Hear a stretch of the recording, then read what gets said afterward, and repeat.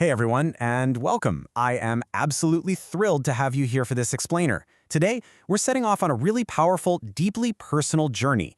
We're going to unpack a profound concept that sits right at the intersection of psychology, philosophy, and personal empowerment. It's all based on a really striking piece of source material titled The Sovereignty of the Self. Now, if you've ever felt the sheer, crushing weight of societal expectations, that constant noise of the crowd telling you who to be, what to do, and exactly how to live, then this explainer, it's built entirely for you. We're going to break down exactly how to reclaim your personal agency from all of that overwhelming external pressure.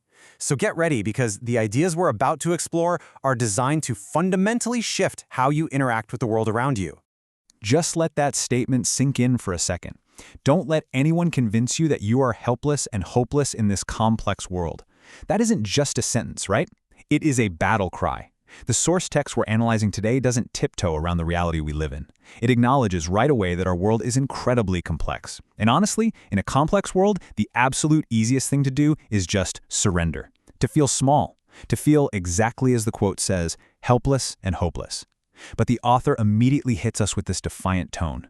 This text is literally an active instruction manual for resistance. It's challenging you, right out of the gate, to recognize that your sense of helplessness, it's not a natural state. It is a conditioned belief that someone or something has tried to convince you of. And today, we're going to dismantle that belief, piece by piece. But before we go any further, we need to ground ourselves in exactly what we mean by this title. Sovereignty is a word we usually hear applied to nations or governments, right? It means supreme power or authority. But when we apply it to the self, as our source material does, it becomes arguably the most vital concept you can master in modern life. The sovereignty of the self is the state of having ultimate power and autonomy over your own mind and your own actions. It's about achieving complete independence from the crowds, the systems, and the relentless external conditioning that tries to script your life for you. Basically, it means you are the undisputed ruler of your own internal kingdom. Okay, let's dive into it. Part 1. Protecting your inner mind. To build that internal kingdom we just talked about, we have to start at the foundational battleground, which is our own thoughts. Throughout the source text, there's this rhythmic, repeating drumbeat. Don't let anyone convince you. This deliberate repetition at the beginning of each thought, it's not an accident. The author is speaking directly to you. It acts almost like an alarm clock going off over and over again, designed to wake you up to the fact that persuasion is happening to you constantly. Think about it. Advertising, social media, peer groups, cultural norms, they are all actively trying to convince you of something every single second of the day. The text is urging you to put up a mental firewall. And here is exactly what you need to protect behind that firewall. The text explicitly warns against letting anyone convince you what to believe, what to value, or what to think.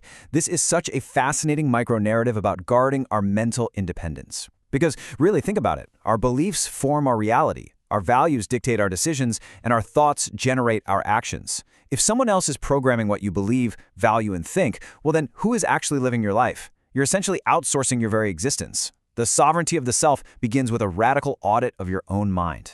You have to step back and ask yourself, wait, are these actually my beliefs, or were they just handed to me? Are these my values, or are they just what's popular right now? You absolutely must be the sole architect of your inner world. Moving on to part 2, breaking from the crowd. And this brilliantly illustrates the next step, where we elevate our focus to collective society.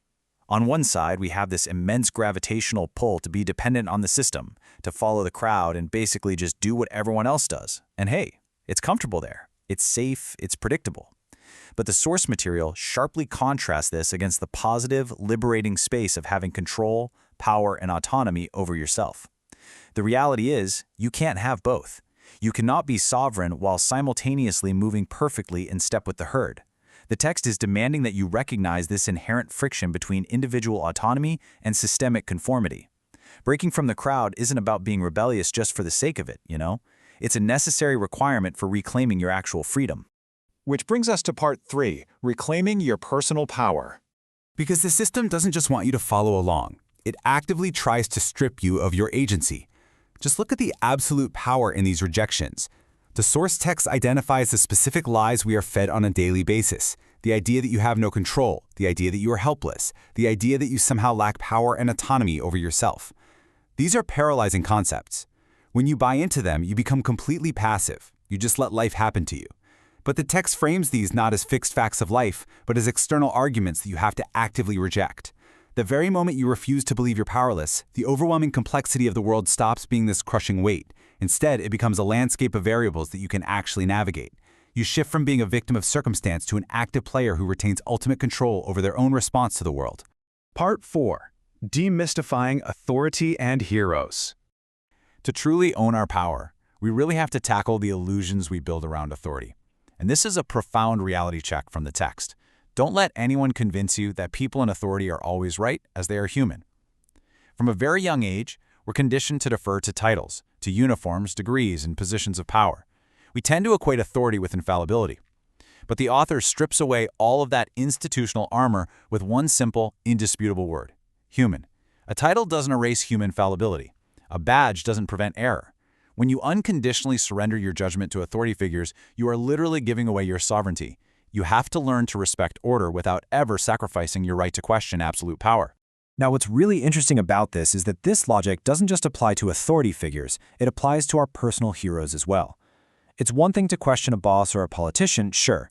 It's another entirely to question the people we deeply, genuinely admire. But the text insists, do not be convinced your heroes are flawless. Why? Because once again, they are human. When we idolize someone, we project absolute perfection onto them. And when we believe perfection actually exists out there in someone else, we subtly tell ourselves that our own messy human flaws disqualify us from greatness. Shattering the illusion of human perfection isn't about dragging your heroes down, not at all. It's about elevating yourself. It's realizing that greatness is achieved by flawed humans, which means you, with all your flaws, are perfectly capable of it, too. And finally, part 5, embracing your unique worth. This is where we bring this entire philosophical journey back home to your intrinsic value. The source text builds to an incredibly emotional and empowering crescendo right here. It asks you to systematically discard the arbitrary societal rules that have been placed on your self-worth. Don't let anyone convince you that you do not deserve something. Don't let anyone convince you that you are supposed to be like this and like that. These false beliefs, they are the walls of an invisible prison. They actively block your personal fulfillment by making you feel like you haven't earned the right to exist happily or that you have to fit into some pre-cut mold to be acceptable.